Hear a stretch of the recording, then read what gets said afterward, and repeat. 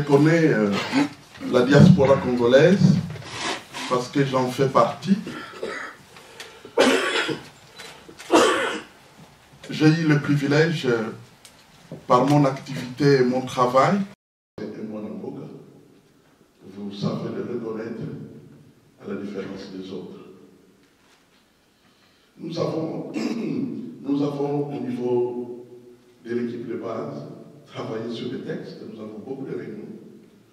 Nous avons quasiment fini les textes les plus importants. Je peux donc dire que notre mouvement va se présenter sur le plan de son texte, sur le plan administratif, coiffé. Mesdames et messieurs, chers compatriotes, nous sommes légèrement en retard. J'ai cru comprendre que la salle est à notre disposition jusqu'à 17 h. Bon, nous allons tout faire pour être dans le temps. Le projet est en marche. Tout a commencé en Belgique. À Bruxelles, c'est maintenant effectif.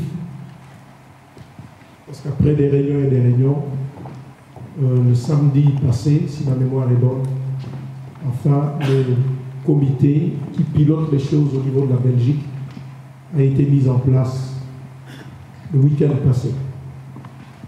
Donc aujourd'hui, nous sommes à Londres. C'est une machine qui marche tout doucement. Et nous comprenons que les commencements sont toujours difficiles. Mais là où on ne commence rien, eh bien, on ne peut pas s'attendre à quoi que ce soit. Il faut toujours un commencement. Nous ne sommes pas à l'église, mais je sais que la Bible dit que le faible commencement, il ne faut pas le négliger. Donc, bienvenue. Ce que nous allons faire, c'est que tout à l'heure, je vais laisser la parole au docteur Kiboutou, qui va parler pendant quelques minutes pour présenter la vision, expliquer le projet. Et donc après son intervention, qui sera brève, je l'espère, parce que le vrai but, ce n'est pas qu'il parle trop, mais le vrai but, c'est qu'il y ait échange entre nous. Nous laisserons la place aux uns et aux autres qui veulent poser des questions. Il n'y a pas de tabou. Les choses resteront ouvertes. Nous essayerons de répondre dans la mesure du possible. Et donc à la fin de l'échange, le but ce soir, c'est que, avant que nous ne partions, qu'il y ait de manière provisoire une cellule, un comité qui va commencer à piloter les choses au niveau de Londres. Voilà, je laisse la parole au docteur Kiboutou.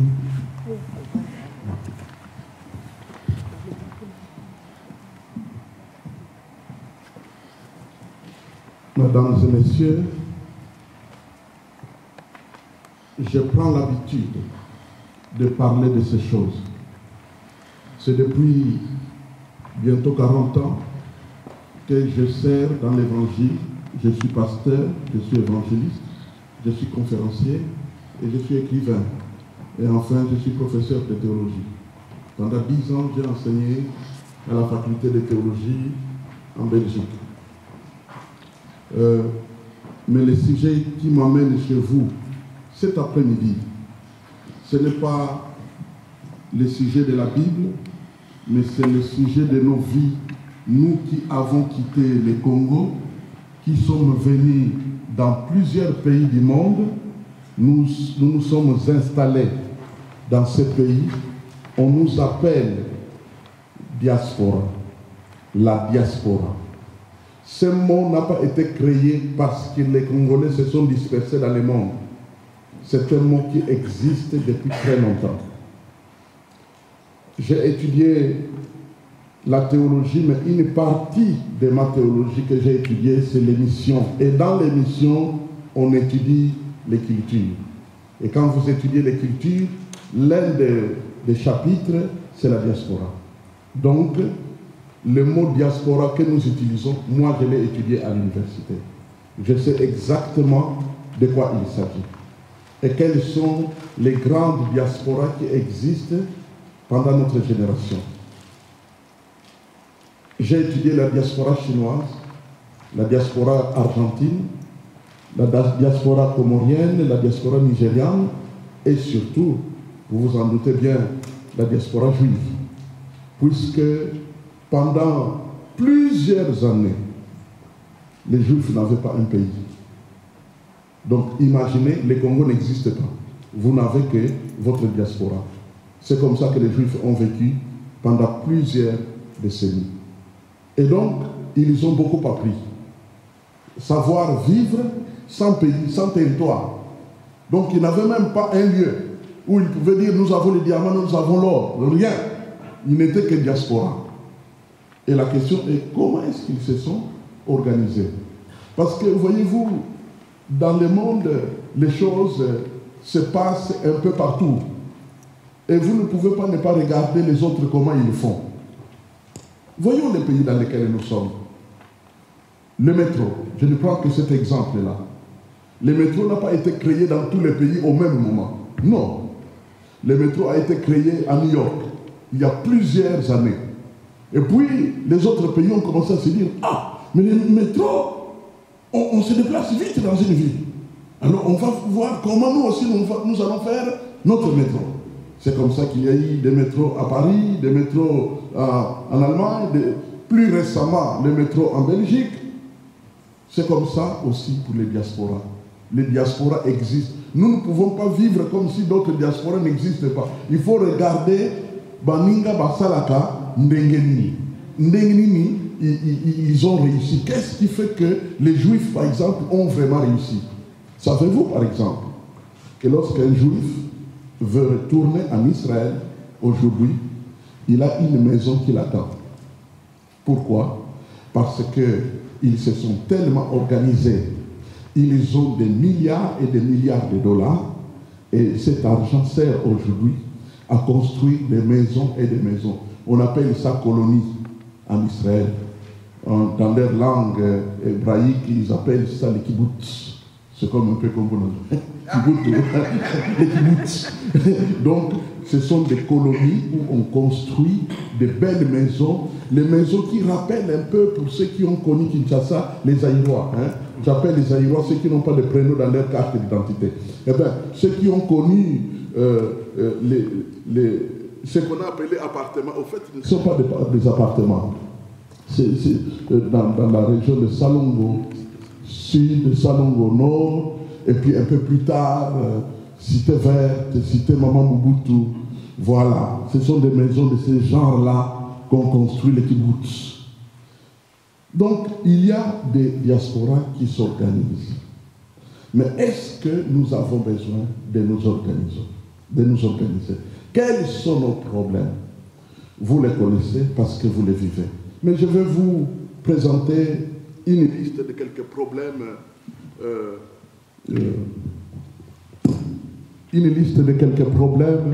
que nous connaissons dans notre diaspora. Parmi les problèmes que nous connaissons, premièrement, c'est le manque d'emploi. Je me suis renseigné. Quand je dis renseigné, je veux dire j'ai fait des recherches. Et j'ai des statistiques scientifiques. Et voici ces statistiques.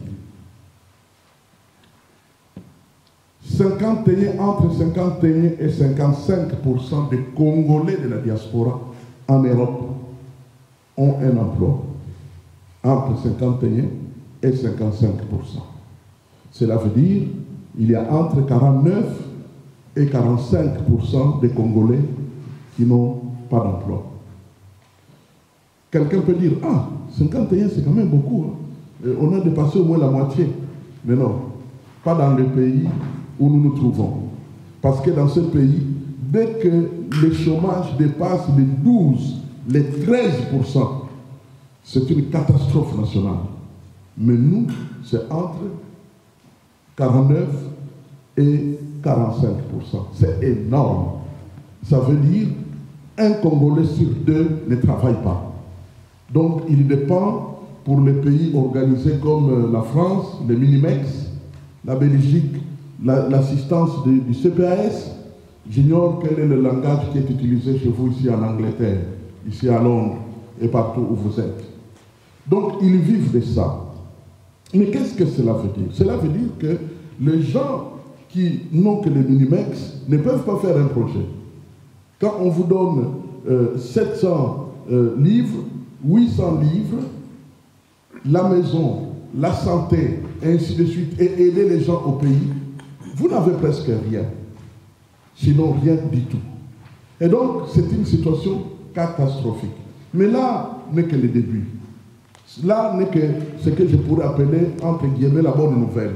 Mais voici la vraie situation. C'est que plusieurs, vous le savez, plusieurs Zaïrois sont venus dans ce pays pour étudier. Et plusieurs ont terminé leurs études. Je suis pasteur, je rencontre des hommes et des femmes de notre diaspora un peu partout, et je peux vous dire que les diplômes sont là. Les diplômes sont là. Ma diplôme est Zali. Et ça, écoute, il y a médecine, il y a pharmacie, il y a ingénieur, ainsi de suite. Nios, informatique, économie, et ça est belé par ma diplôme. Mais où sont ces diplômes? Dans les valises. Pourquoi? Parce que, écoutez bien, 14% seulement des Congolais de la diaspora diplômés ont un emploi qui correspond à leur formation. 14%. Cela veut dire 86% des Congolais de la diaspora qui ont un diplôme, ce diplôme se trouve dans la valise, et eux font un travail d'ouvrier au restaurant, dans les manufactures, pour soulever des cartons, ainsi de suite, dans les taxis, dans la distribution des journaux. C'est tout ce qu'ils font. C'est une catastrophe. Maintenant, le grand problème ne se trouve peut-être pas là. Parce que on nous a chanté ça, n'est-ce pas? Il n'y a pas de sot métier. Il n'y a que des sots gens. Mais le problème, c'est l'avenir. Le problème, c'est l'avenir. C'est-à-dire, quand nous allons aller à la retraite et que vous ne pourrez plus distribuer les journaux, vous ne pourrez plus courir pour faire les taxis, c'est à ce moment-là que les choses vont changer. Et c'est très important de réfléchir qu'est-ce qu'on peut faire pour résoudre ce problème. Nous sommes devenus le peuple de personnes. Vous le savez, nous ne sommes pas la priorité des nations dans lesquelles nous nous trouvons. Je ne sais pas si vous avez déjà entendu un ministre ou un premier ministre dire « Voici les mesures que nous avons prises pour la diaspora congolaise de notre pays. » Ça n'existe pas. Nous sommes des etc. des nations. Il n'y a pas un projet de société prévu pour nous. Allons dans notre pays d'origine. Récemment, on a entendu dire qu'il y a un ministre de la diaspora qui est en train de prendre du ventre à notre nom. Mais est-ce que vous avez entendu dire qu'il est venu construire un centre culturel pour la diaspora congolaise de Londres, qu'il est venu construire ceci ou cela? Rien. Et ce n'est pas prévu. Au fait, ce sont des jeux politiques et des jeux politiciens. Pour dire, on s'intéresse. Mais nous sommes le peuple de personnes. Le peuple dont personne ne s'occupe.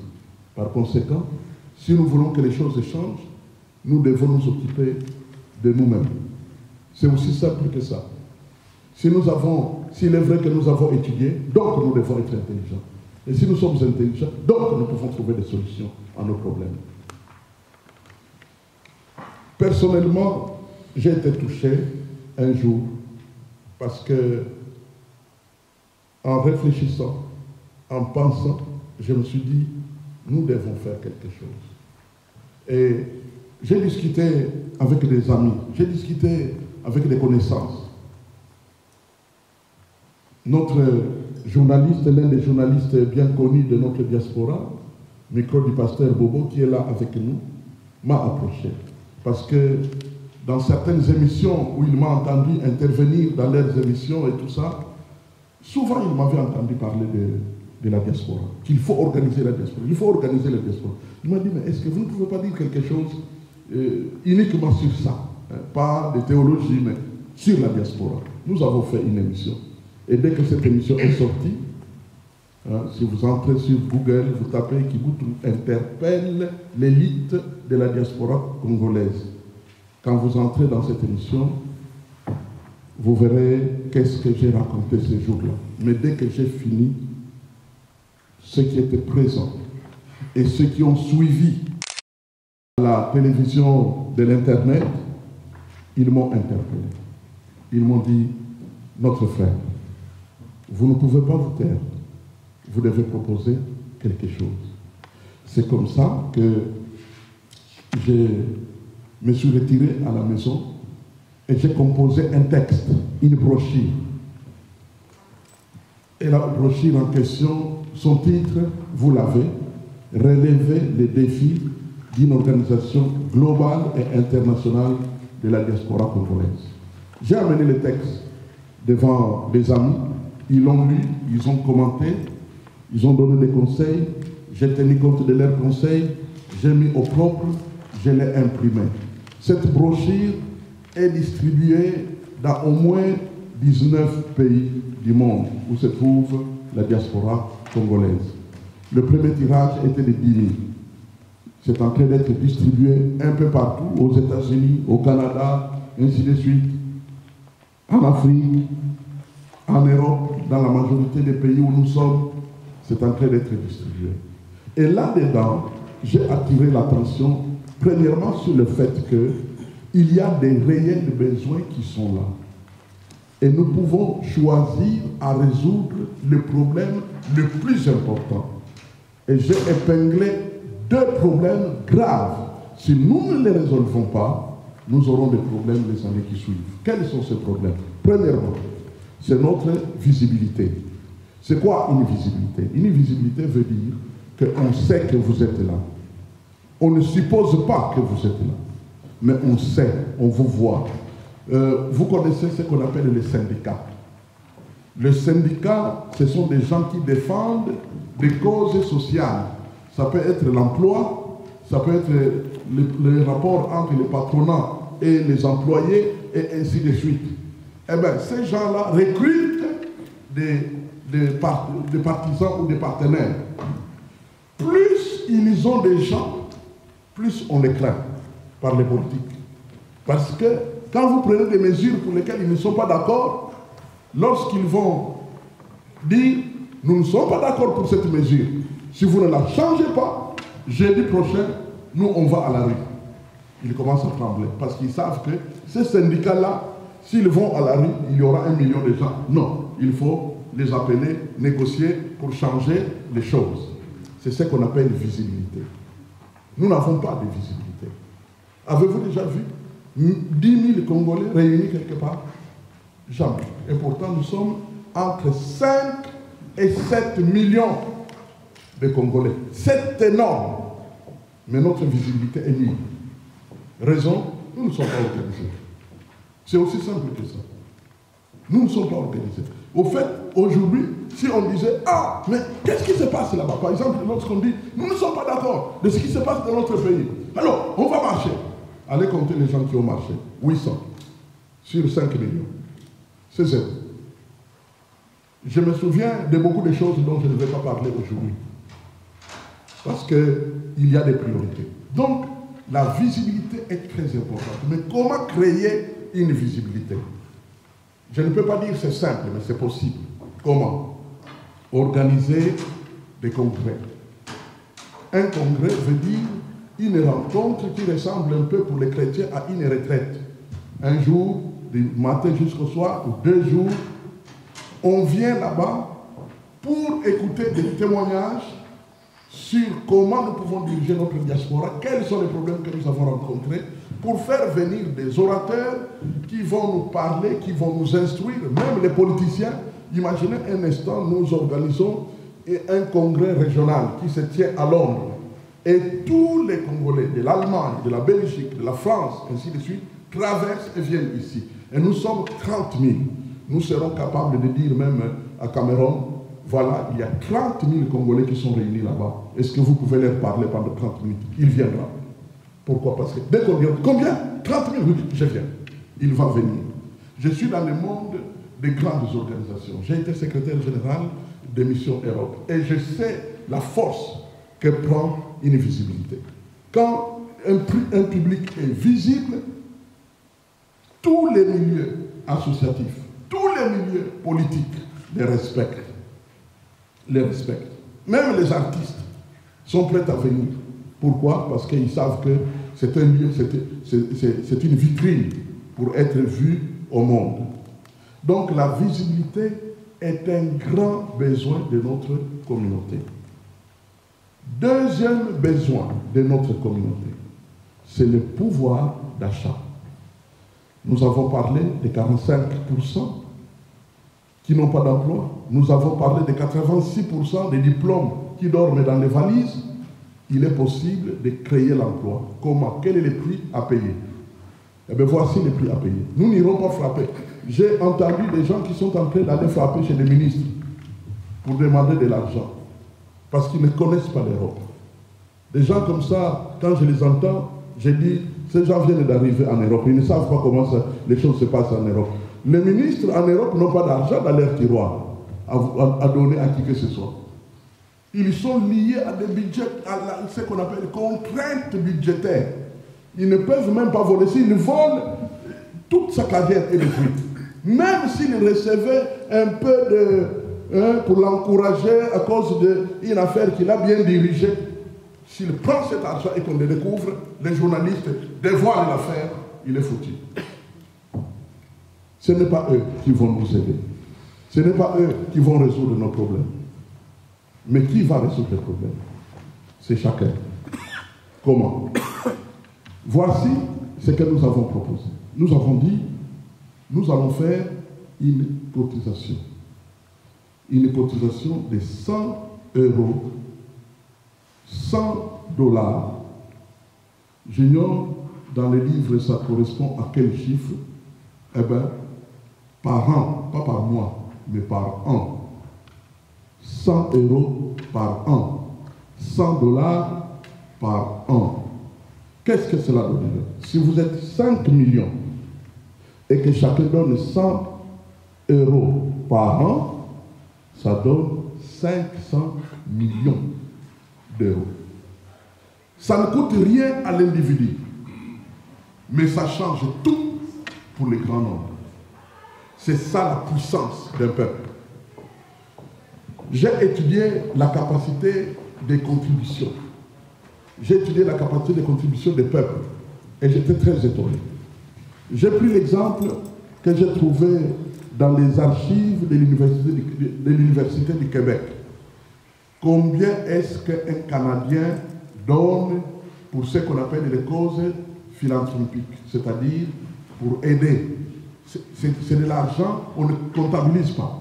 Ce n'est pas pour ses vacances, ce n'est pas pour sa nourriture, ce n'est pas pour ce dont il a besoin, ce n'est même pas pour ses taxes, mais juste pour les causes philanthropiques. C'est-à-dire l'aide qu'on peut donner à quiconque. Eh bien, un Canadien de 14 à 24 ans donne déjà par an 143 $ par an. C'est-à-dire l'adolescent qui n'a même pas beaucoup de moyens de vivre, il les donne déjà. Pourquoi? Parce que depuis l'enfance, on a installé dans la mentalité de ces gens-là que nous voyons qu'il faut contribuer pour la cause commune. Il faut contribuer pour la cause commune. C'est comme ça qu'ils nous ont appris. Et nous sommes capables de le faire quand nous savons que ça nous concerne. Maintenant, voici ce que cela pourrait donner. Si vous avez la calculatrice, 500 millions sont là dans une cagnotte de fonds de développement. Qu'est-ce que cela pourrait faire? Eh bien, voici ce que je vais vous dire. Nous serons capables d'installer des entreprises, des sociétés dans au moins 30 villes. On peut même aller jusqu'à 50 villes. En donnant, récemment, j'ai donné l'exemple de 10 millions. Un expert m'a dit 10 millions pour créer une entreprise, c'est même trop. 5 millions, vous êtes déjà capable de créer une entreprise. Cela veut dire, vous serez capable, nous serions capables de créer des entreprises dans entre 30 et 40 villes. Imaginez un instant. À Londres, nous aurons 2 entreprises. Bruxelles, une entreprise. Paris, 2 entreprises. Bonn, 2 entreprises. New York, 2 entreprises. Et ainsi de suite. Dallas, partout où il y a plusieurs Congolais de la diaspora. Et 80% des emplois sont donnés aux Congolais. 20%, il faut donner aux autochtones pour attirer la clientèle. Parce que si vous faites par exemple un grand supermarché, si vous mettez des blacks à toutes les caisses, vous aurez des problèmes. Il faut saupoudrer et maquiller l'enceinte, maquiller la vitrine pour attirer. Vous vous mettez là derrière. Vous savez comment font les Chinois? Les Chinois qui viennent de descendre de Hong Kong, de Shanghai ce matin, ils viennent de descendre à Londres, ils viennent de descendre à Bruxelles. Ces Chinois-là, demain soir, ils seront au travail. Mais ils ne parlent pas un mot, ni anglais, ni français, ni néerlandais, rien. Mais pourquoi ils travaillent? Parce que c'est chez eux, c'est leur boîte. Ceux qui ne peuvent pas parler en langue, on les met là-bas derrière dans les entrepôts. On les met là-bas derrière dans la cuisine. C'est là qu'ils travaillent. Et c'est eux qui préparent toute la viande, qui préparent tout ce qui doit se préparer. Parce que pour savoir faire son métier, on n'a pas besoin de langue. On a juste besoin de mains et d'une tête qui connaît ce qu'on fait. Donc, ce qui fait que ça marche avec eux. Pourquoi ça ne marcherait pas avec les Congolais? Bien sûr, le diable nous a fait parler contre nous-mêmes. Que non, les Congolais ne s'entendent pas. D'ailleurs, il y a même des chants, vous connaissez les chants, n'est-ce pas? Que quelqu'un s'est présenté devant Dieu et lui a demandé, bénis-moi. Dieu lui a dit, je vais te bénir, mais choisis la chose pour laquelle je vais te bénir, et puis je vais donner le double à ton frère qui t'accompagne. Alors, il a dit, ok, alors crève-moi l'œil. Comme ça, il savait que si on me crève un œil, on va crever les 2 yeux à celui qui m'accompagne. Ce sont des chansons qui sont chantées pour dire jusqu'à quel point les Congolais sont méchants. Bien aimés, c'est faux. Nous ne sommes pas si méchants que ça. Parce que l'amour fonctionne dans nos maisons. Nous avons des enfants que nous adorons. Nous les envoyons à l'école. Nous les nourrissons. Quand ils sont malades, on s'en occupe. Nous sommes bons. Nous sommes dans des églises où nous sommes remplis du Saint-Esprit. Il y a suffisamment de raisons de croire que les Congolais sont capables de s'organiser.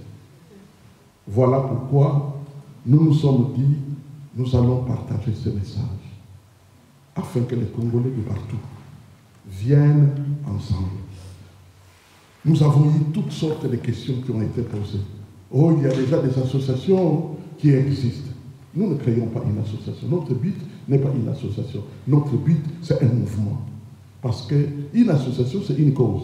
On peut dire, par exemple, ces derniers temps, chaque fois qu'une maman met au monde, elle n'a pas de moyens, il faut assister les gens. Quand il y a un deuil au Congo, c'est toujours difficile d'acheter les cercueils, on va assister les gens. Ça, ce sont des petites causes de la vie quotidienne. Mais nous ne parlons pas de ça. Nous parlons de l'avenir. Savez-vous, nous serons capables de créer des entreprises. Deuxièmement, nous serons capables de créer des centres, de la même manière que les Juifs font en Israël. Au mois de mai, ici, une délégation d'entre nous descendrons à Israël pour voir les colonies, comment ils construisent, comment ils font. Nous serons capables de construire des grands centres d'accueil pour la diaspora congolaise dans nos grandes villes au pays. On peut commencer par Kinshasa, on peut aller à Lubumbashi, Kisangani, ainsi de suite, toutes nos villes là-bas. On peut créer un grand centre. J'en ai rencontré au Nigeria, j'étais étonné. Un grand centre avec plusieurs appartements à l'intérieur. Il y avait des flats, il y avait des appartements à 1 chambre, à 2 chambres, à 3 chambres, ainsi de suite. Il y avait un secrétariat central. Quand les gens viennent te voir, et dans l'enceinte de la grande concession, il y avait une clinique, il y avait des restaurants, il y avait une piscine, il y avait de l'air, donc l'air des jeux pour les jeux des enfants, en sorte, et il y avait 2-3 bus, en sorte que quand les membres de la diaspora arrivent à l'aéroport, les bus vont les chercher et les amènent là-bas. Et ils payent presque rien. 18 $ par nuit. Alors que si tu veux aller dormir au Grand Hôtel à Kinshasa, tu es parti pour 250 $ par nuit. 18 $ par nuit, en sorte que avec 350 $ par mois, tu as fini tes vacances sans devenir plus pauvre que tu n'es venu. Et tu es logé dans les meilleures conditions respecter parce que tout a été réglé à partir d'ici, avant que tu ne descendes là-bas. Nous serons capables de lancer des grands mouvements de construction avec panneaux solaires. Nous avons une équipe d'experts. Nous avons une équipe d'experts qui sont spécialisés dans le développement rural, de l'habitat et de l'agriculture. En sorte qu'on serait capable, parce que vous savez que l'un des graves problèmes de notre pays, c'est l'exode rural. C'est-à-dire, au lendemain de l'indépendance, on a fait croire aux gens des villages que même les poubelles à Kinshasa, à Léopoldville et partout ailleurs, même les poubelles, c'était des billets de banque qui étaient sales. Et qu'on pouvait juste aller dans les poubelles et on trouverait déjà de l'argent. Donc, tous les jeunes ont déménagé des villages, abandonnant les forêts aux oiseaux et aux serpents. Ils sont venus dans les villes depuis 5 générations maintenant. Ils ne sont même pas capables de retourner au village. Non seulement parce qu'il n'y a rien pour eux là-bas, mais c'est parce qu'ils n'ont même pas de quoi payer un transport pour arriver dans leur village. Donc, les diasporas, au fait, tous les Congolais sont devenus une diaspora. Il y a la diaspora intérieure, des gens qui ont quitté les villages pour venir dans les villes. Donc, nous sommes tous devenus une diaspora. Et il n'y a personne qui s'occupe de nous. Ceux qui travaillent dans la politique travaillent pour eux-mêmes. Ils ne s'occupent pas de nous. Et nous ne pouvons pas perdre toutes les années de nos vies à nous chamailler avec eux. Nous pouvons nous prendre en charge. Nous pouvons dire, nous allons résoudre nos problèmes. Comme ça, quand nous serons forts, ils nous écouteront. Parce que si nous avons dans nos caisses 500 millions, 1 milliard, ils vont nous écouter. Ils vont dire, ah, ces gens sont devenus forts. Il y a trop de gens qui ne croient pas en nous. Je suis au courant de beaucoup d'informations. Parce que j'ai vécu dans un certain nombre de milieux. On ne croit pas en nous. Et j'ai dit, ils se trompent. Nous pouvons changer. Nous pouvons faire quelque chose. Donc voilà le travail que nous sommes en train de faire. Une équipe est venue spontanément m'entourer pour travailler ensemble. Et cette équipe est formidable, composée de plusieurs personnes, des juristes, des professeurs d'université, des économistes. Le pasteur Beya est économiste, diplômé en Europe. Il y a d'autres qui sont avec nous, qui sont des anciens ministres, qui sont dans l'équipe de base. Nous avons avancé, nous avons essayé de travailler, nous avons préparé des textes. Samedi dernier, nous avons réuni, comme nous avons réuni une équipe aujourd'hui. Notre but n'était pas de faire venir tout Londres dans une salle. Ce n'est pas ça notre but pour le moment. Notre but, c'est de faire arriver le message dans quelques cœurs, mais avec des caméras. Comme ça, les caméras vont faire arriver le message au plus grand nombre. Ce que nous ne pouvons pas réunir. Oh, Togolongolate na misala na bango, to na bandako na bango, ba futa batike, ba longokuna na Leeds, ba longokuna je ne sais pas, toutes vos villes là sont très compliquées à citer.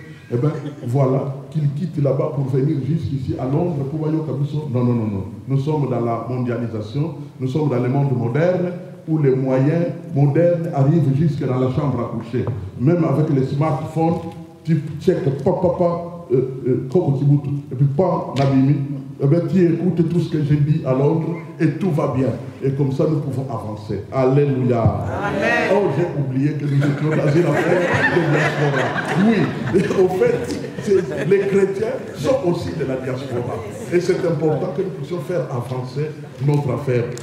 Merci. Que Dieu vous bénisse.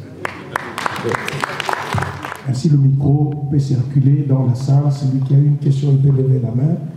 On lui passera le micro. Il pourra librement poser sa question. Ma question est celle-ci. Vous avez dit qu'il y a une structure qui est en Belgique qui est déjà établie sur place. Mais comment vous envisagez une structure ici à Londres? Et puis aussi avec la langue anglaise que les Congolais utilisent ici. Est-ce que cette structure, ça sera seulement basée à Londres et ça sera supervisé par vous ou par des gens que vous allez établir sur place ici à Londres? Quand il y a une vision, si nous mettons des cassures ou des césures entre groupes selon les territoires, au bout de quelques années, il n'y aura plus rien en commun. C'est pourquoi nous avons choisi fonctionner comme fonctionnent les multinationales. Je vous donne un exemple que vous connaissez très bien. le chicken KFC. D'ailleurs, je ne sais pas si vous savez ce que veut dire KFC. K veut dire Kentucky. Et Kentucky, c'est aux États-Unis. Et puis, F, c'est freeze. Et C, c'est chicken. Donc, Kentucky Freeze Chicken. Kentucky, c'est aux États-Unis. Mais pourtant, ça se trouve à Londres. Qu'est-ce qui se passe? Ce qui se passe, c'est qu'il y a un bureau aux États-Unis et ils ont créé un mécanisme qui permet à chaque pays d'avoir une structure, mais qui est reliée à la centrale. Quand tu veux ouvrir, j'ai des amis qui voulaient ouvrir les KFC en Belgique, ils ont pris contact avec les bureaux aux États-Unis pour discuter avec eux, et ainsi de suite. C'est comme ça que ça se passe. Eh bien, nous faisons exactement la même chose, dans le but de permettre à la vision de progresser. Deuxièmement, dans le but de partager les mêmes principes de protection d'argent, parce que le sujet qui nous a le plus préoccupés, c'était comment protéger l'argent. Parce que si on ne résout pas le problème de protection de l'argent, ça ne marchera jamais. Donc, alors maintenant, comment nous fonctionnons? Voici comment nous le faisons. Chaque pays aura un comité. Chaque pays a un comité. Et le comité qui est choisi est relié à l'équipe de base. L'équipe de base est en contact parce que ça nous permet de coacher, d'aider, d'assister. Quand ils posent des questions, nous répondons. Mais en même temps, ça permet d'avoir, dans les pays où se trouve le comité, les structures qu'il faut. Voici comment ça se passe, par exemple, sur le plan bancaire. Quand nous contactons une grande banque, et c'est ce qui est en train d'être fait, comme Fortis Paribas, Fortis Paribas offre un compte pour fonds de développement pour la diaspora congolaise. Et en même temps délivre ce qu'on appelle des attestations pour ouvrir des comptes satellites dans les différents pays où nous aurons des comités. Et de la sorte, la diaspora congolaise d'Angleterre verse dans les comptes satellites. Mais chaque fois que nous devons prendre des mesures, par exemple, concernant l'installation des entreprises, tous les comités du monde sont en contact pour discuter et prendre les décisions à l'unanimité, pour dire, voilà, nous commençons par telle ville, parce que parmi les projets, nous avons l'un des membres de l'équipe de base, il est un ingénieur, et il est un spécialiste dans l'étude de projets d'entreprise. Alors, quand quelqu'un de la diaspora ou une équipe de la diaspora ou une association de la diaspora vient avec un projet d'une entreprise, par exemple, ce projet est déposé. D'autres aussi déposent leur projet. D'autres également déposent leur projet. Les experts vont étudier ce projet. Ils vont dire, en tout cas, le projet numéro 2, c'est un projet qui va très bien marcher parce que l'étude du marché est bien faite et c'est un besoin, ça répond à un besoin massif. Donc l'argent ne sera pas perdu. C'est bon de commencer par ce projet-là. Mais ce projet se passera où? Non, c'est un projet qui est proposé par des frères de Londres. Très bien. Donc, on entre en contact avec le comité de Londres pour dire, voilà, le projet qui a été proposé par M. Ted de votre ville, de votre pays, ce projet est accepté, il va être financé. Par conséquent, nous envoyons 2 membres de l'équipe de base qui vont venir se réunir avec les comités de Londres et ensemble avec les gens qui ont proposé le projet pour discuter de façon pratique qu'est-ce qui va se faire. Et d'office, l'un des membres du comité est désigné comme trésorier. Pourquoi? Parce que nous ne pouvons pas donner notre argent à quelqu'un parce qu'il a un bon projet. L'argent doit être protégé à l'intérieur de nos comités. Donc, d'office, il est trésorier. C'est un peu comme ce que faisaient les Américains. Quand les Américains aident un pays d'Afrique sur le plan financier, d'office, ils envoient leur monsieur comme trésorier donc de l'ambassade. Il est attaché à l'ambassade des États-Unis, mais c'est lui qui gère l'aide américaine au Congo. C'est lui qui gère pour protéger l'argent, afin qu'il soit sûr que l'argent qui est donné va servir exactement au projet pour lequel l'argent a été donné. Et que aussi, on va suivre scrupuleusement le principe d'engager 80% des Congolais et 20% seulement pour les autres. Parce que nous tenons à résoudre un problème entre 45 et 49% des Congolais n'ont pas l'emploi. Nous voulons résoudre ce problème. Il y a 86% des diplômes qui ne travaillent pas. Nous voulons résoudre ce problème-là. Et donc, nous allons viser ce genre de choses. Donc, un peu pour résumer votre question, la réponse à votre question, on veut avoir un comité, ici et maintenant. Nous voulons avoir des frères et des sœurs, des amis, des compatriotes, à Londres, à Manchester, à Leeds, ainsi de suite. Dans cette Angleterre, on veut avoir un certain nombre de gens qui vont constituer les comités pour l'Angleterre. Je vous donne un exemple pour vous donner une petite idée. Dernièrement, le samedi, comme l'a dit Dr Beya, nous avons organisé pour créer les comités en Belgique. Comment nous procédons? Il y a 5 membres du comité que nous choisissons d'office dans les relations que nous avons. C'est une question de stratégie de victoire pour réussir.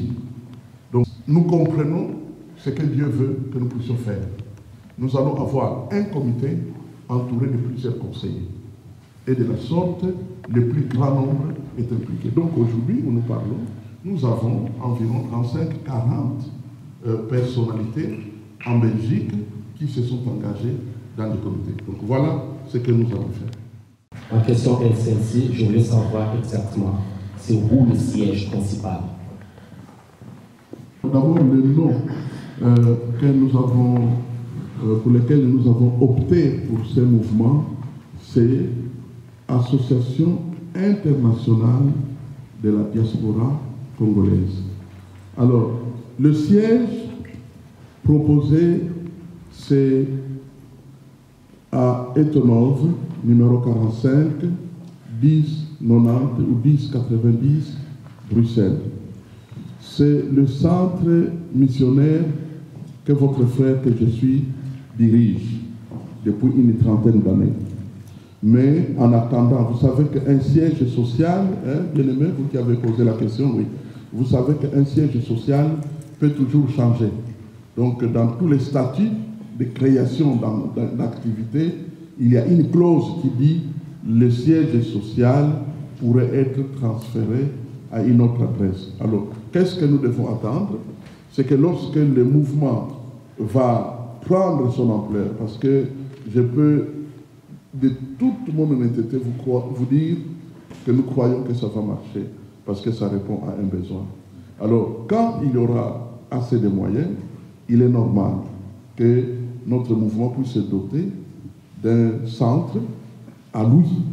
Donc, on ne va plus emprunter une église, ni emprunter un lieu, mais on aura un siège construit avec ses propres moyens.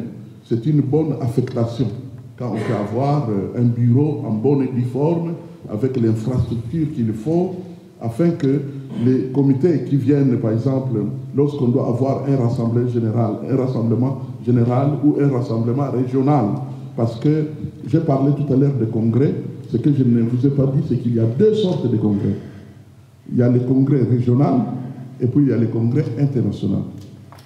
Le congrès régional, c'est le congrès qui se fait, par exemple, avec les pays qui sont ici en Europe, ou les États-Unis. Donc, et puis, une fois tous les 2 ans, on a un congrès international qui réunit tout le monde. Mais 2 fois par an ou 3, tous les comités, tous les membres des comités se déplacent, quand nous aurons un lieu, se déplacent pour venir en conférence au siège, afin de dialoguer, de parler. Je vous donne déjà certains détails. Tous les membres des comités et leurs conseillers, eux donnent, au lieu de 100 € comme les autres membres, eux donnent 150 € par an. Donc quand on est un membre d'un comité, quand on est un conseiller d'un comité, on donne, au lieu de donner 100, on donne 150. Mais pourquoi 150? C'est parce que les 50 € qui sont au-dessus, ou 50 $ ou 50 livres, qui sont là au-dessus serviront aux activités des comités. On ne voudrait pas aller puiser dans l'argent de tout le monde pour que les comités se réunissent, puissent avoir... Non, non. Dans ce qu'ils donnent, eh bien, $50 servira lorsque nous devons avoir, par exemple, une conférence des comités. Alors, c'est là-dedans qu'on puise l'argent pour leur donner les fantas, pour leur donner le pain pendant les assises des comités. Et de la sorte, nous sommes honnêtes, parce que qu'est-ce qu'on a vu avec le manque d'amour de certains de nos milieux? C'est qu'on crée une association, et vite, ceux qui sont dans les comités commencent à avoir des salaires. Ils ponctionnent la contribution des gens, ils ponctionnent. Et puis finalement, vide, et puis tout s'arrête.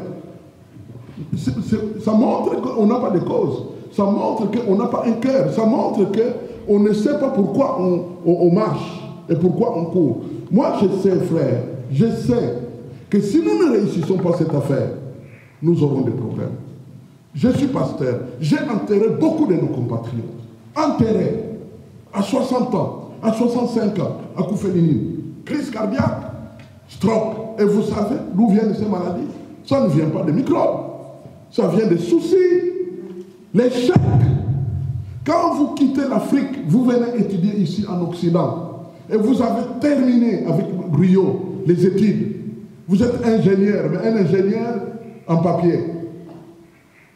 Vous ne travaillez jamais. Vous avez rêvé être ce que vaut votre métier. Vos collègues des études roulent en Rolls sans que cela leur coûte leur salaire. Ils vont à Hong Kong en vacances. Ils font le tour du monde en vacances. Vos collègues des études. Et parfois même vous qui les aidiez et qui les aidez autrefois à faire les calculs, à tout ça, vous les aidez. Vous êtes plus intelligents qu'eux. Mais eux, parce qu'ils sont blancs et sont dans leur pays, il y a des politiciens qui leur donnent des emplois, il y a des directeurs de sociétés qui leur donnent des emplois. Ils montent, et tu les regardes monter. Et toi, tu ne peux pas bouger. À un moment donné, quand tu vois ton foyer commencer à se détruire, maman fait son petit boulot, au lieu que ce petit boulot serve à acheter son petit parfum, et le reste, maintenant ça doit nourrir aussi un vieux monsieur. Quand maman a 3 enfants, au fait elle en a 4. Le 4e enfant c'est son mari, qu'elle doit nourrir, et ça détruit la famille. Et quand l'homme regarde comme ça, ne fût-ce que dans sa fierté, il commence à se dire, ça ne vaut plus la peine. Il ne peut pas retourner au pays, parce qu'il sait que ça ne va pas là-bas. Il va peut-être se dire, je vais aller devenir politicien là-bas. Mais là-bas, les règles du jeu n'existent pas. Donc, ce qui fait que tu ne veux pas prendre des risques inconsidérés, et tu seras là, malheureux et misérable. Il faut combien pour que la crise cardiaque s'approche? Et tu vas partir tôt, alors que tu étais destiné à être un grand chef. Tu étais formé pour être un grand chef, mais tu te retrouves être inutile. On ne peut plus permettre ça. Si nous avons un cœur de Congolais, nous ne pouvons plus permettre ça. Nous devons venir ensemble et nous allons réussir. Nous allons réussir. Vous savez, je suis pasteur. Nous sommes pasteurs, tous les autres co-protégés, témoignage d'Abisso, Makamou d'Abisso, tout ça, ainsi de suite. Mais je ne pouvais plus me taire. J'ai décidé de prendre les risques. Je ne demande pas aux autres pasteurs de prendre les mêmes risques que moi. Mais je suis équipé pour ça. J'ai appris à regarder l'argent, et quand je sais que ce n'est pas mon argent, ce n'est pas de l'argent. Et j'ai l'expérience. 30 ans, c'est peu de temps, mais c'est beaucoup de temps. J'ai dirigé une activité qui gérait beaucoup d'argent, et jamais il y a eu une perte d'argent. Jamais. Au contraire, il m'est arrivé de faire 3 ans sans prendre mon salaire, parce que je voulais que l'œuvre avance. Parfois, j'envoyais ma femme faire le ménage pour me nourrir. Maintenant, j'ai grandi, je me débrouille assez bien, j'ai écrit des livres que je peux vendre à gauche, à droite, pour me débrouiller. Mais je dois aider mon peuple. Mais nous devons nous entraider. Un seul individu ne peut rien faire. Mais Moussa Pimoko est ce qu'on appelle l'unité. Mais si on met tous les doigts tous les autres, ça va marcher. C'est pourquoi empêcher les gens à parler faux d'une telle affaire. Batanganan, bayokanan, avant de juger. Parce que malheureusement, erreur mounen et salamaka. Les gens jugent avant même d'avoir entendu, avant même d'avoir vu. Maintenant, ils jugent sur base de quoi? Ils jugent sur la base d'ignorance. Quand on fait ça, on est diable, on est Satan. Donc, on ne doit pas faire de telles choses. C'est bon de prendre connaissance. Comme ça, on rejette. Tout ça, la théologie, le cas de la théologie, en moins, ça est belé. Ceux qui ont tant de théologie en Moutou, autant de Tinasuka. Ceux qui ont aussi ici, maintenant, on décide est-ce que Naligiko, Ndimango, ou bien Naligiko, rejeter, qui le fera en connaissance des causes. Ask my question in English. I just want to know, Pastor, today, say if someone they want to engage themselves to become member or like to be part of the contribution of the gift, the gift that you say like £100 a year or, £100 or $100 you say. How long is it for? Is it for certain years or is it something that if they engage themselves in something, it has to be for, forever, according to your studies, like how the way you're planning of this enterprise, how long is it going to be for, roughly? I want to know. Bon, on va parler comme proposition. Vous avez besoin de nous, mais c'est que l'homme a une idée. Parce que nous avons motivé ceux qui sur place, avec sur place qui à l'endroit, soit par internet ou bien par Facebook. Il y a une idée parce que nous avons eu chance il y a idée qu'il y avait rencontre parce qu'il y avait un ami qui m'a envoyé par email. Je sais qu'il y a beaucoup de gens qui ne sont pas contactés. Donc, proposition est parce que tous les Congolais, tous dans la diaspora, il y a des fois qu'on fréquente l'ambassade. Il y avait une idée que beaucoup sont mis en contact dans l'ambassade. Tout ça, on demande, il y a un passeport, il y a des fois aussi tout ça demande un visa. Parce qu'il y a nos contacts aussi, il y a un mobile phone, bien un email. Est-ce qu'il y a une possibilité que si vous avez une rencontre au contact à moi, l'ambassade, vous avez des détails pour envoyer aussi des messages ou des emails à nos frères congolais. Est-ce qu'on va cotiser d'année en année? Est-ce que c'est définitivement, indéfiniment? En principe, dans les causes, il y a un minimum de temps qu'on se donne pour cotiser. Et le minimum de temps va entre 3 et 5 ans. Pour pouvoir maîtriser. Pourquoi? Parce que pendant la première année, les gens vont cotiser. Mais peut-être que, comme vous venez de le dire, certaines personnes ne seront même pas encore au courant que ça existe.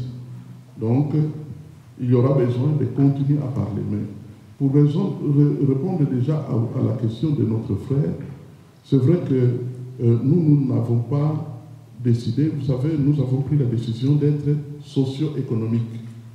Socio-économique, c'est-à-dire non politique et non religieux. Donc nous ne sommes pas un temple, même s'il y a l'église qui s'est réunie ici. Non, c'est une cause patriotique, c'est une cause congolaise, mais nous ne faisons pas la politique. Pourquoi? Parce que c'est trop compliqué la politique de chez nous.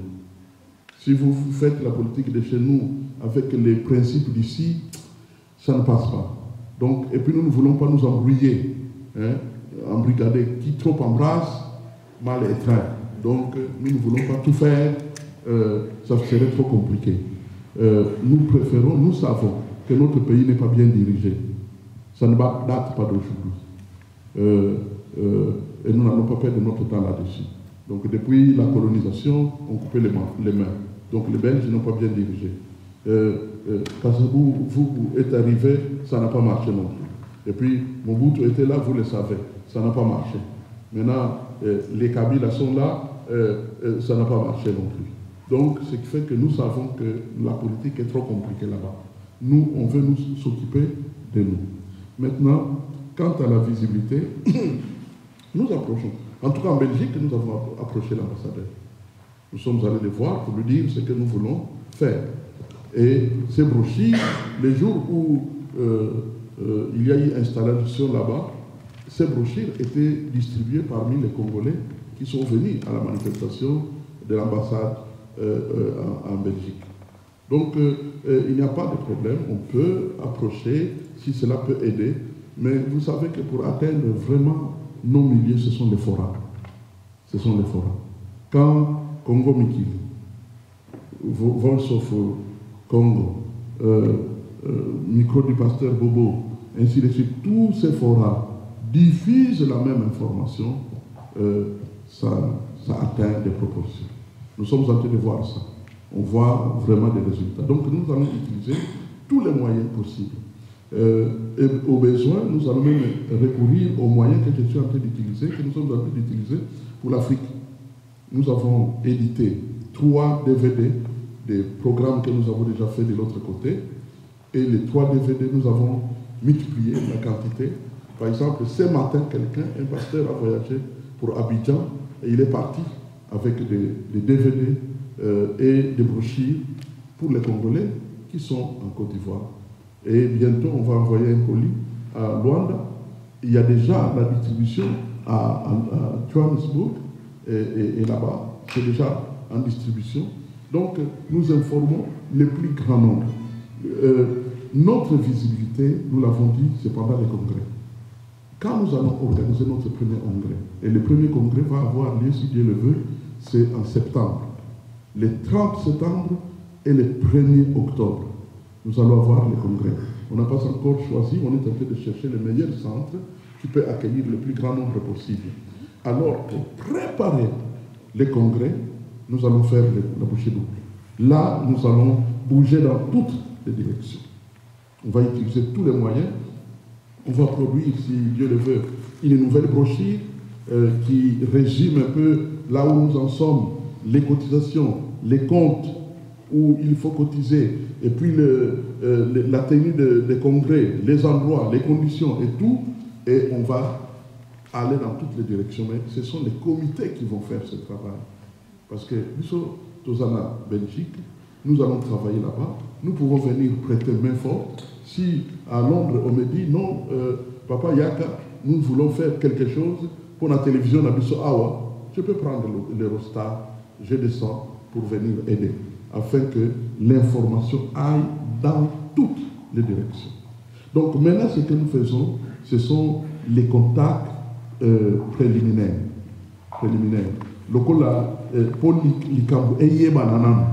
Parce que ceux qui ont dit déjà, vous allez avoir 10 000 personnes, dans les Cambou, les noms qui vous ne suffira pas pour les réunir.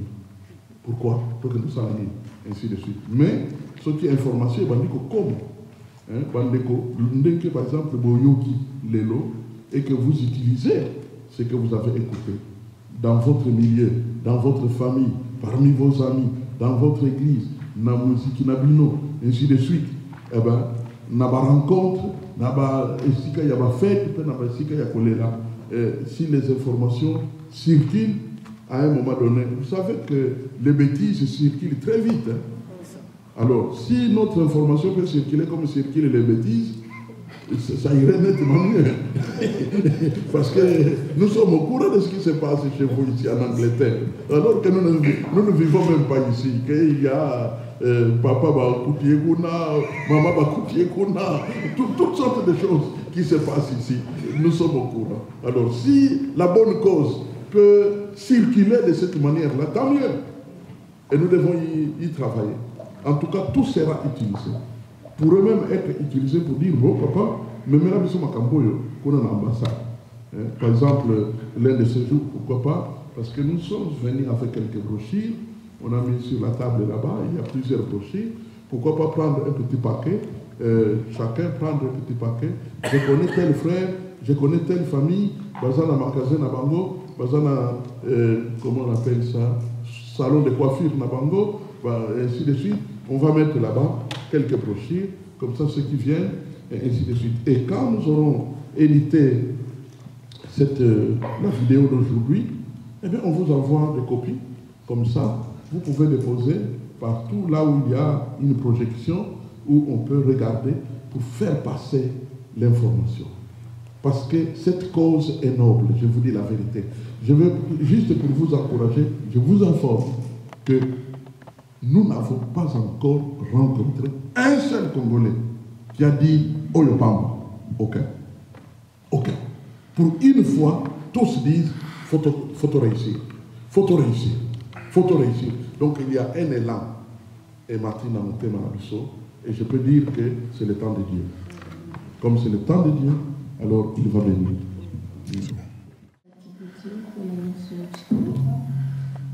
Justement, ma question va peut-être avec des sous-questions. Premièrement, Maman Caroline a ton équipe pour how long is going to take. So, I want to ask a question how long is going to take. So, but la question projet Bini, compagnie Fongami, bénéfice des autres PSAMA. Bon, après, avec les bénéfices, on continue à offrir encore faire des projets, pas seulement en Europe, en Afrique aussi, à Kinshasa même. Oui. Ok.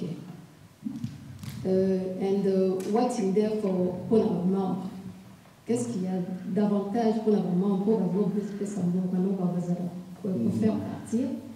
Et après, en étant couple, par exemple, la femme et l'homme, on se bat ça personnellement, ou bien il y a un montant pour le couple, pour la famille. Donc, c'est ça ma question. Ce que la sœur vient de dire, je vais parler un peu différemment.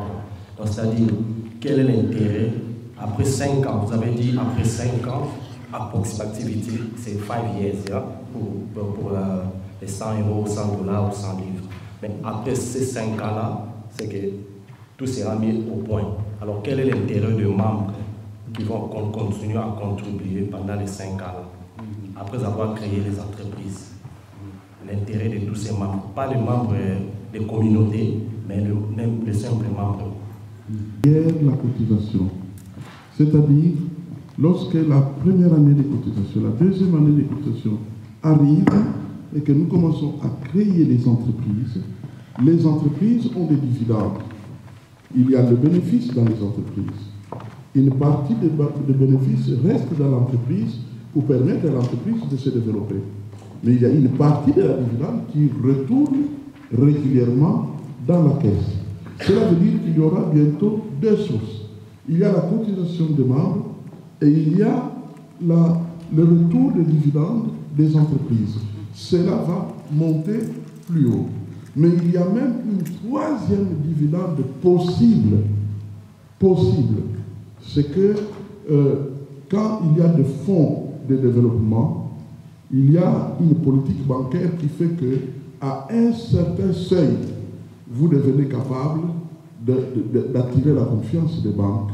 Par exemple, si vous avez 50 millions, une banque peut vous faire confiance pour vous avancer 500 millions, 800 millions, pour faire davantage de choses. Donc, quand nous atteignons ce genre de perspectives, ça va être glorieux. On nous appellera plus comme on nous appelle. Ça va totalement changer. Ça va totalement changer. Et alors, maintenant, quel est l'avantage pour ceux qui contribuent? Quand vous contribuez pour une cause, vous ne pouvez pas d'abord regarder à vous individuellement. Non, si vous faites ça, ça bloque la cause. Vous donnez, vous avancez, mais les retombées finiront par venir. Par exemple, lorsqu'il y a assez d'argent, il est tout à fait possible pour maintenant les individus à envisager des projets personnels. Des projets personnels, c'est tout à fait possible. Et puis, le fait qu'il y ait des avantages, par exemple, tu vas en vacances au pays et tu es accueilli là-bas au centre.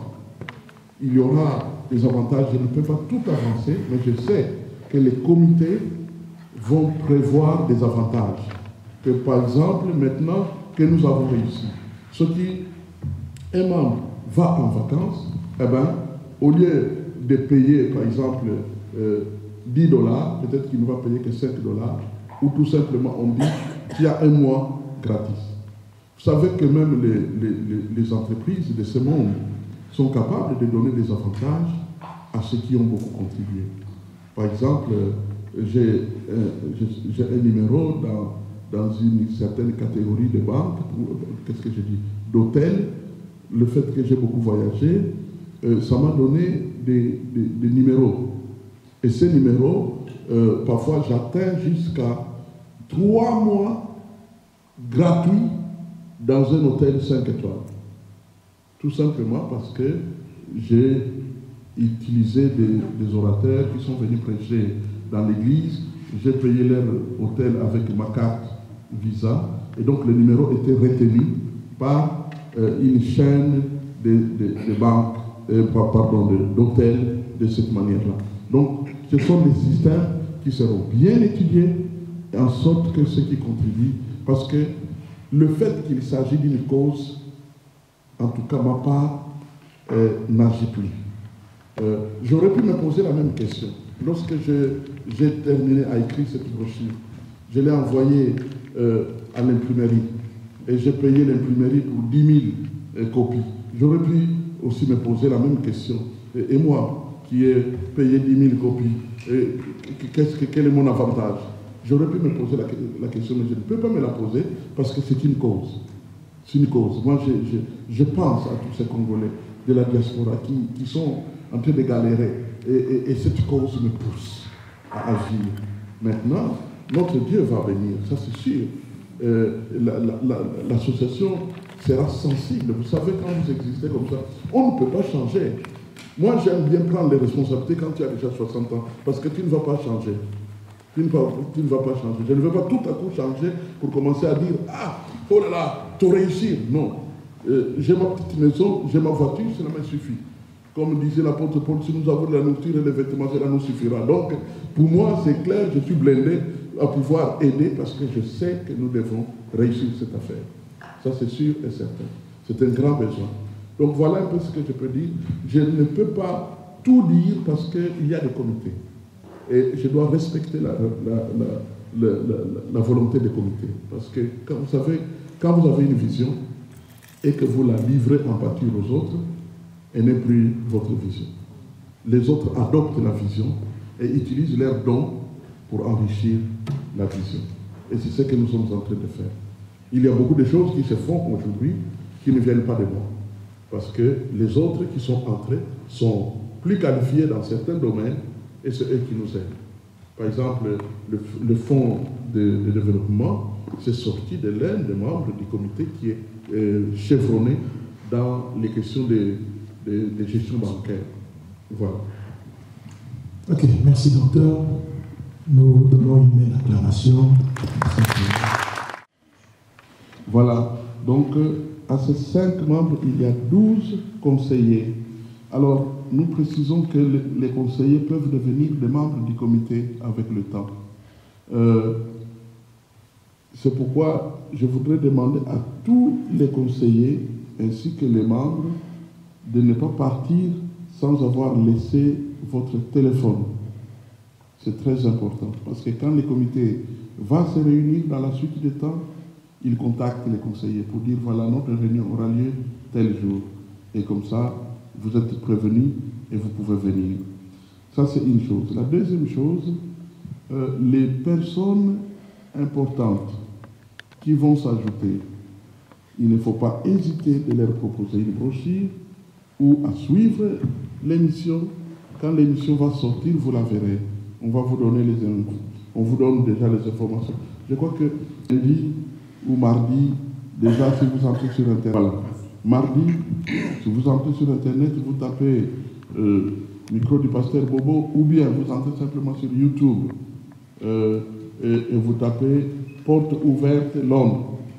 Porte ouverte Londres, et vous pouvez aussi mettre mon nom, Dr Kibutu. Directement, vous aurez ce que nous venons d'avoir maintenant, à partir de mardi et mercredi. Et comme ça, quand vous parlez à quelqu'un, vous pouvez l'envoyer voir ce qui a été fait. C'est clair? Voilà. Donc maintenant, les noms des conseillers, c'est... Là, je ne sais pas si c'est Adi Agui Zayadio, c'est ça? C'est Agui, hein? Agui Zayadio. Jerry Ponzi, Patience Mbakadi, Franck Omombo. Ouais, Omombo, ça c'est une suggestion, il faut mettre un O là. Faustin Kiziona, c'est Omombo. Solange Quadio, Joseph Quadio, Ma Colo Caroline, Peter Medine, Papa Sylvain Makoy, Jacques Maoutou Mpoutou, Papa Géry, Papa Kadé, Papa Alain, Kadé déjà là, c'est ça, hein? Bon, voilà. Géry. Ah. Et puis Jean-Pierre, c'est Jean-Pierre qui? Jean-Pierre, mais je n'ai pas le nom de famille, c'est quelqu'un que je connais qui est dans la charité, il peut aussi apporter sa contribution. Donc voir Alain. Voir Géry, pardon. Voilà. Donc vous avez la parole. Donc voilà, nous avons les comités pour le comité provisoire pour l'Angleterre. C'est comme ça que nous commençons. Et puis Dieu va construire le reste. Si nous pouvons nous encourager nous-mêmes en applaudissant, s'il vous plaît. Merci. Aussi pour les noms qui sont là, on peut avoir les numéros, les emails, ce sera plus facile pour que l'information puisse circuler.